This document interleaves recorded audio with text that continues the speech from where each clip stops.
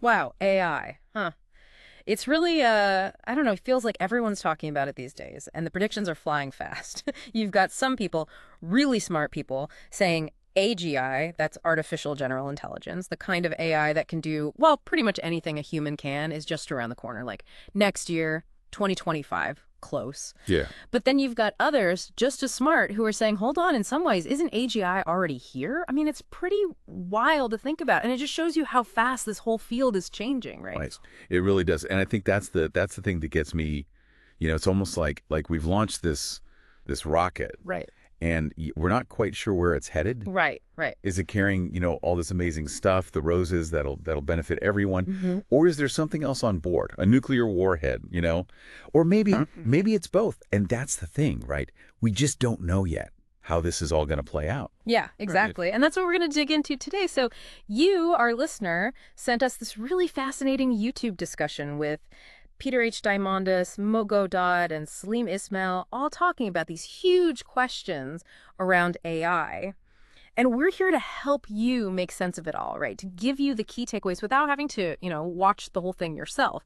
Think of it like your cheat sheet for the future of AI. I think that's a great way to put it. And one thing that really struck me right away was, just the setting. This was at the Abundance Summit, right? And it kind of highlighted this core tension right from the start. Hmm. You've got Mo Gawdat. He's got this view of the near term that's, well, a little unsettling. He talks about this near-term dystopia on the road to this future of abundance. Right. And then you have Salim Ismail, who's much more focused on the bright side, the positive potential of all of this. So it's a really interesting, kind of sets the stage for this whole discussion. It does. It does. And, you sent this to us, which means you're probably thinking about the same things we are, right? Like, what does all this mean for me, for my job, for the world? And that's exactly what we want to unpack today. What are the big ideas? What matters most? And hopefully give you some clear insights into what's coming down the line. Yeah, absolutely. And one thing that really jumped out at me was, well, how they talked about the sheer speed and the potential impact of AI. Yeah. That image of the warhead already launched, it really sticks with you. It's not a future possibility. It's happening now. It really does. And they kept coming back to this point that even from 2023 when ChatGPT hit the scene, things have changed so much. It's almost, well, exponential, right? You almost have to stop and catch your breath with how quickly things are accelerating. Hmm. It makes me wonder, for you, our listener, have you noticed this too, this increasing pace of change in your work, in your life? Because it's happening everywhere, I think. It's something we all have to grapple with. For sure. And then, moving on to the timeline, right? When will all this really transform things? Yeah. Well, Mo Gawdat, he throws out a pretty bold prediction there. He says, basically, within 5 years, pretty much everything is going to be determined by AI. That's a pretty short time frame, Jeff. 5 years, that's right around the corner. It's like next week. Yeah. But, Salim Ismail, he's got a slightly different take. He's thinking more like around 10 years. And he brings up this quote. It's from William Gibson, the science fiction writer, about how the future is already here. It's just not evenly distributed. And he uses these examples like self-driving cars or CRISPR technology, these things that we thought were going to be everywhere by now, but they haven't quite taken over in the way we expected. So maybe AI will be like that too, right? It'll roll out in waves in different areas at different speeds. But the takeaway, the thing to really understand is that big change is coming. Whether it's 5 years, 10 years, it's coming. And we need to be ready for it. And it's interesting, they talk about how this uneven pace of change, Yeah. that in itself creates a lot of stress, right? This feeling of like being discombobulated, where some parts of life are moving at warp speed and others feel like they're stuck in the past. Yeah. And that can be really tough to deal with, I think, for a lot of people. It is. It is. And they touch on the historical context too, which is really interesting. Think about it, right? Like those big shifts in the past, the agricultural revolution, the industrial revolution, those took generations. People lived their whole lives through those changes. But AI, it's happening at warp speed, right? Years, not decades. And that's a really new thing in human history. It's something we haven't really seen before. Yeah. And then they get into this more optimistic view, right? The bright side and the promise of abundance. Mo Gawdat, he paints this really utopian picture of a future where technology just takes care of everything. All our basic needs are met effortlessly. And we're even free from, as he puts it, stupid leaders. It's pretty compelling, right? It is. But it raises some really interesting questions, I think, for all of us. Like, okay, if our basic needs are met, if everything's taken care of, what then? What gives our lives meaning? What motivates us? What do we do with all this free time? That's something I think we all have to grapple with, right? Especially as AI starts to take on more and more of the things that we traditionally do. Yeah, it makes you really think about, what is our purpose? If we don't have to work to survive, what do we work for? What do Yeah. we live for? Exactly.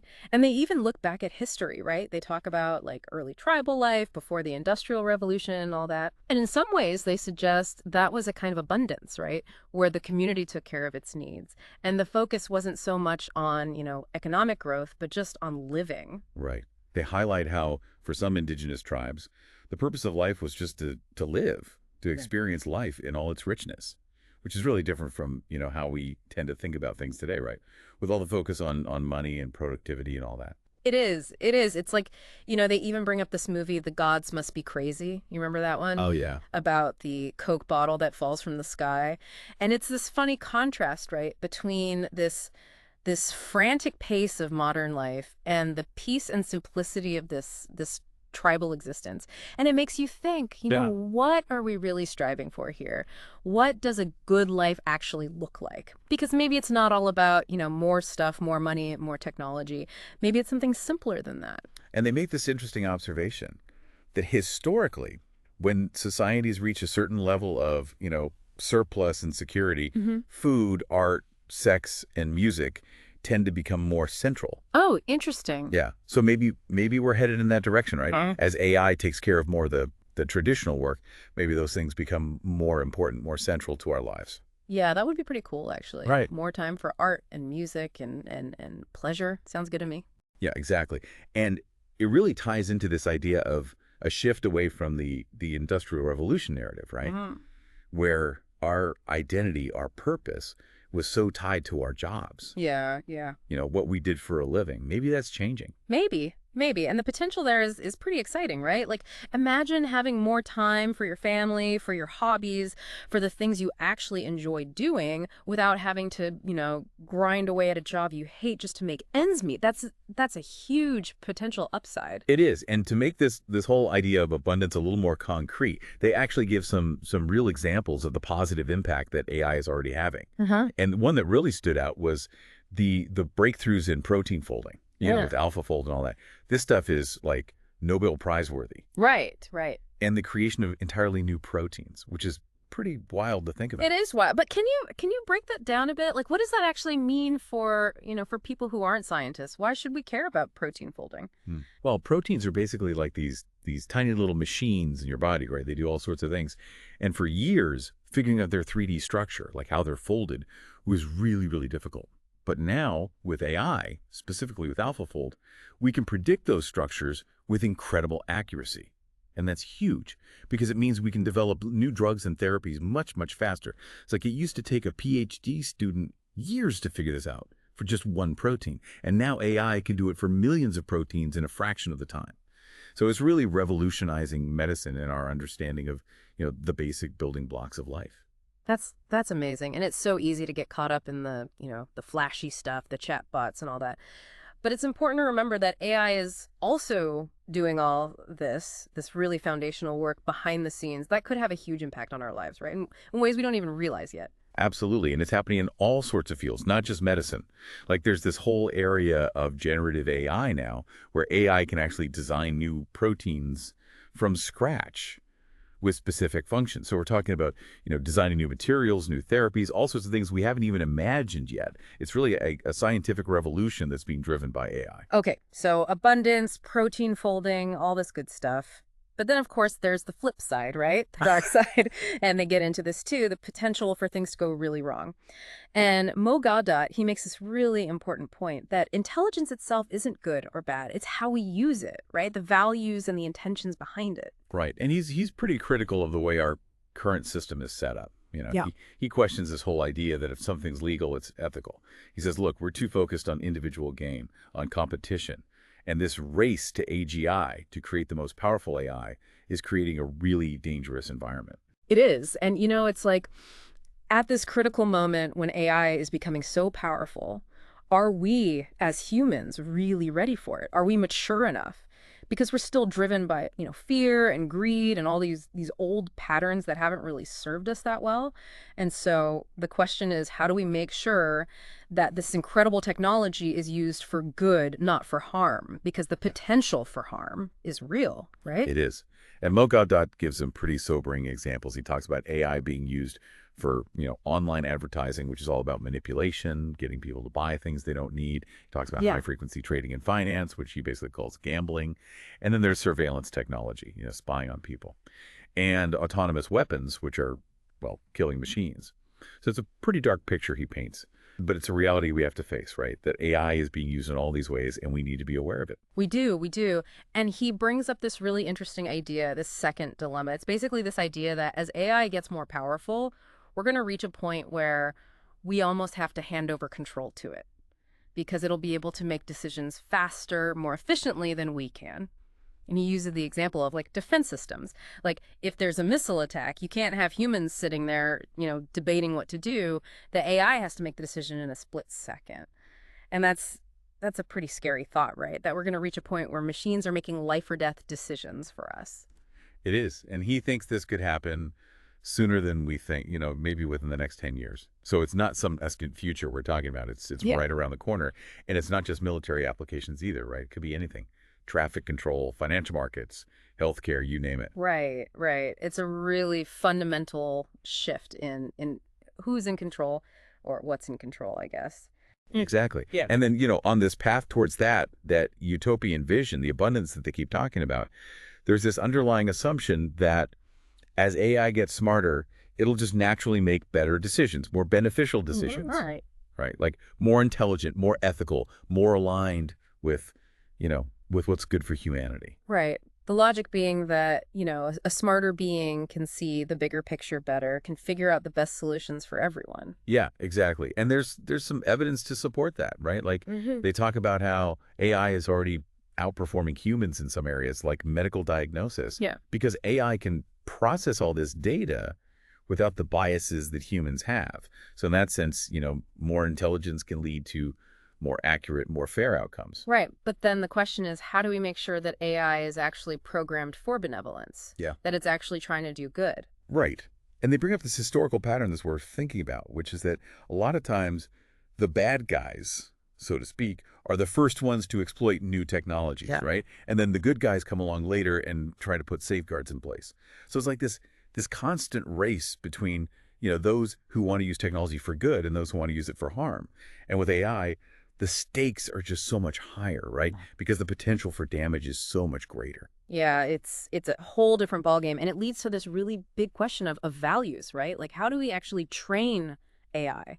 How do we instill in it a sense of ethics? Because it's not just about, writing the right code. It's about shaping the way it thinks, the way it sees the world. Right. And Gawdat uses this great analogy. He compares it to raising children. The data they're exposed to, the experiences they have, the values they're taught, all of that shapes who they become, right? Whether they grow up to be, a Superman or a supervillain. And it's the same with AI. We have to be really careful about what we're feeding it, what we're teaching it. Right. And it's not just one we, right? Yeah. It's a global thing because different countries, different companies, they all have different goals, different priorities. Exactly. Like they talk about China, for example. They're really focused on using AI for industrial automation, economic growth. And that's going to shape the kind of AI they develop, right? It might be very different from the AI that's being developed in, say, the US or Europe. So it's this really complex landscape with all these different actors, all these different agendas. Right. And it's not even clear how much control we really have over, the intelligence that emerges. Because Gawdat makes this point that the developers, they might write the initial code, but ultimately the AI is shaped by the data it's fed. And that data, it's basically a reflection of us, right? Of human intelligence with all its good and bad. Yeah. And the way AI learns is also changing so fast. Yeah. Like we're moving into this world of synthetic knowledge where AI is learning from other AI, not just from humans. So it's this kind of, self-feeding loop, which is really fascinating, but also a little scary because we don't know exactly where it's going to lead. Right. And it makes this whole idea of ethics even more important, right? Yeah. Because we can't just, control it, tell it exactly what to do. We have to try to instill in it a sense of right and wrong, a set of values that will guide its decisions. Right. And Gawdat, he has this really simple definition of ethics, which I like. He says it's basically Find the best thing for me and everyone else and do it. I like that. It's simple, but it's powerful. It is, and it encompasses all these other ideas, right? Yeah. Like don't lie, don't cheat, don't steal, don't hurt others. It's about, doing what's right for yourself and for everyone else. Okay, so we've got to teach AI ethics, but is that even possible? Like, can a machine actually understand ethics, actually be altruistic? Well, they talk about that, and it's interesting. There's this argument that, higher intelligence naturally leads to altruism. Because the more intelligent you are, the more you understand how everything is connected, right? And that, hurting others ultimately hurts yourself too. Right. It's like that whole idea of, we're all in this together. Exactly. And they even bring up this idea that maybe there's a correlation between intelligence and peacefulness. Like they say, world leaders who are considered more intelligent tend to be more diplomatic, less likely to start wars. So maybe there's something to that as intelligence increases, so does the ability to find peaceful solutions, to cooperate, to work together. It makes sense. And they talk about AI potentially developing wisdom, right, through its ability to simulate all these different scenarios. So maybe it can actually see the long-term consequences of actions in a way that we can't. And that could lead to better decisions for everyone. Yeah. But then Salim Ismail, he throws in this really important caveat. He says, hold on, humans, even intelligent ones, we're still driven by emotions, by our psychology. Yeah. And that can be flawed, right? And he uses the example of Hitler, like a highly intelligent person who did terrible things. Its point is, even if we can create highly intelligent AI, if it's being controlled by humans who are flawed, then there's still a huge risk. Right. Because it all comes back to, who's wielding the power and are they using it wisely? Yeah.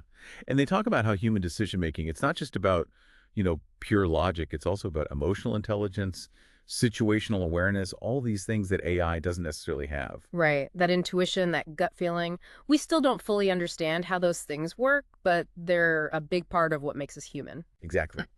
And so they get into this question of, okay, so how do we actually teach AI ethics? And Gawdat has this interesting idea. He says, we have to instill doubt in AI. Not just, program it with a set of rules, but actually teach it to question, to think critically. Right. And he talks about showing AI examples of, both good and bad. Like he contrasts Edith Eger, who's a Holocaust survivor who embodies incredible resilience and compassion with, someone like Hitler. The idea is to expose AI to this full spectrum of human behavior and hopefully guide it towards the positive. It's like, exposing a child to different kinds of people, different ideas, hoping they'll learn to distinguish right from wrong. Yeah. And they talk about how, despite all the bad things that happen in the world, there's still this widespread human disapproval of evil. Like deep down, most people want to do good, or at least they don't want to do bad. And so the hope is that AI, by observing all this data, by seeing how humans react to different things, will pick up on that and will learn to value those positive qualities. Right. It's almost like, hoping they'll outgrow their teenage angst or something. Yeah, exactly. Like we raise our kids the best we can. We give them the best examples, but ultimately we have to let them make their own choices Right. and hope that they turn out okay. And it might be the same with AI. It's a big leap of faith, though, isn't it? It is. It is. But then they talk about this other challenge, which is, our own human tendency to be afraid of new things. They call it the amygdala response, which is basically this primal fear response that gets triggered when we encounter something unfamiliar, something potentially threatening. Right. Like that fight or flight instinct. Yeah, exactly. And they use the example of, self-driving cars. A lot of people are really afraid of them, even though statistically they're much safer than human drivers. But they're new, they're different, and so we're scared of them. And they say, we have to overcome that fear response, that amygdala response, if we're going to embrace this new world of AI. Because otherwise we're just going to be stuck in the past, clinging to the old ways, even when they're no longer working. Right. It's like we'd rather stick with the devil we know, even if it's more dangerous. Yeah, exactly. And it's not just individuals, it's society as a whole, right? Yeah. We have to collectively overcome this fear of the unknown if we're going to make the most of this new technology. Okay, so lots to think about there. But then they get into this really interesting analogy about, where we are as a species right now. And Gawdat, he compares it to, like, getting a late state diagnosis. Like, you go to the doctor and tell you, oh, you've got this really serious illness and it's been developing for a while and you've only got a limited time to do something about it. Yeah, it's a pretty stark image. It is. But his point is, we're facing all these huge challenges, climate change, economic instability, geopolitical tensions, and now this rapid rise of AI. And it's like we've been ignoring the symptoms for too long. And now we're at this critical point where we have to take action. Yeah, it's a call to action for sure. Yeah. But it's an opportunity, right, to change course, to do Right. things differently. Exactly. And he stresses the importance of, individual responsibility. Like each of us has a role to play because AI is watching. It's learning from us, not just from the data we feed it, but from our actions, our choices, our values. So if we want to create a better future, we have to start by being better ourselves. Right. It's like lead by example. Show AI what it means to be human, what it means to be ethical, and hopefully it'll follow our lead. Okay, so big picture stuff, but let's zoom in a bit. Let's talk about the near future. Like, what are they predicting for, say, the next couple of years, 2025, 2026? Well, one thing to talk about is, the definition of AGI, of artificial general intelligence, is still evolving. We're still figuring out exactly what that means. Right. And they think that debate will continue for the next few years. But in the meantime, the technology is advancing so rapidly, it's almost irrelevant what we call it, right? 'Cause Yeah. it's already having a huge impact. Right. And Gawdat, he makes this pretty humbling admission. He basically says, look, AI is already smarter than me in some ways, like in terms of, language, knowledge, even math. He's basically saying, I surrender, which is pretty wild to hear from someone who's, at the forefront of this field. But Salim Ismail, he makes a good point that there are other dimensions of intelligence, right? Mm. Emotional intelligence, spiritual intelligence, the wisdom that comes from lived experience. And those are things that AI, at least for now, doesn't have. So it's not like, game over for humans. We still have our strengths. Yeah, absolutely. And they talk about this trend of AI becoming more and more accessible. Yeah. Like it's becoming democratized, right? It's Yeah. not just this expensive technology that's only available to big companies and governments. It's becoming available to everyone through apps on our phones, through open source platforms. Right. Which is amazing, but also, a little scary because Yeah. it means that anyone can use it for good or for bad. Yeah, exactly. And they talk about this increasing power of combining different AI models. Like, you've got ChatGPT, you've got Claude, you've got DeepSeek, all these different models that specialize in different things. Mm-hmm. And the idea is that by combining them, you can create something that's even more powerful than any single model on its own. Right. So it's like the whole is greater than the sum of its parts. Exactly. And they keep coming back to this idea of the law of accelerating returns, which basically means that the faster AI gets better, the even faster it's going to get better in the future. It's like this exponential curve that's just shooting straight up. Mm-hmm. And so they're saying, the AI we have today, it's going to seem pretty primitive very soon. Right. And they point to the fact that, some of the benchmarks for AGI, they're already being surpassed. Like GPT-4, for example, it's already scoring higher than humans on some of these tests. So it's happening faster than we thought. Yeah. And with models like DeepSeek, which are, more affordable, more accessible, that's just going to accelerate things even more. Right. So what are some of the specific predictions? Like, what do they actually think is going to happen in the next year or two? Well, Salim Ismail, he's this really interesting prediction. He thinks that we're going to see these AI beings that are basically indistinguishable from humans.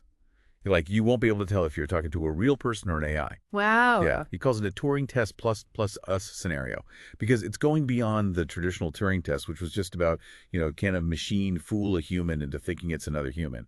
This is about AI that's so good at mimicking humans that even the most sophisticated tests can't tell the difference. So it's like they'll be able to pass for human in every way. That's pretty mind-blowing. It is. And Peter Diamandis, he talks about his plans to create identical AI avatars of himself. Wait, so like digital copies of himself? Yeah, basically. So he can, be in multiple places at once, do more things, be more efficient. And it's not just him, right? A lot of people are thinking about this. Yeah. About creating these digital versions of themselves that can operate independently. Wow, so we're really getting into like science fiction territory here. We are. And Eric Schmidt, he makes this prediction that AI will be the world's best theoretical physicist within a few years. Like, it'll be able to solve problems that humans can't even wrap their heads around. Wow, so like the grand unification theory, all that stuff. Yeah, exactly.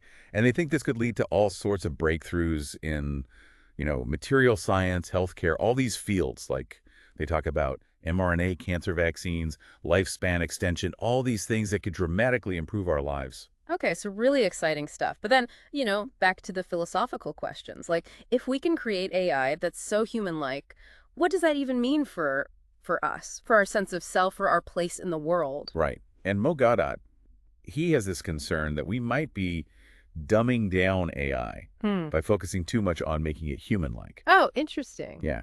His argument is that we should be focusing on what makes AI unique, what it can do that we can't, not just trying to replicate ourselves in a digital form. Right, right. Because it's like, if all we do is create copies of ourselves, then what's the point? Exactly. And he also makes this point that, as AI gets smarter and smarter, Right. our own intelligence, our own abilities are going to seem less and less impressive. So we have to figure out, what makes us valuable, what makes us special in a world where AI can do so much. And he thinks it comes down to our human qualities, Oh. our empathy, our creativity, our ability to connect with each other on a deeper level. Okay, so those things become even more important in this new world. Yeah, exactly. And then, they get into some of the near-term concerns, the potential downsides. And Mo Gawdat, he focuses on this growing divide between, the concentration of power in the hands of a few, the trillionaires, the big tech companies, and the democratization of AI, which is making these tools available to everyone. Right. So it's like, on the one hand, you've got this potential for incredible progress, for abundance, but on the other hand, you've got this potential for increased inequality, for control, for oppression. Exactly. And he's worried about, things like surveillance, control through things like UBI, universal basic income, and the ease with which people can be, financially blocked, censored, silenced. Right, right. It's a real double-edged sword. It is. And Salim Ismail, it makes up some other concerns like the potential for AI to be used for crime, things like deepfake videos being used for kidnapping or extortion, and the automation of warfare with things like autonomous drones. It's a scary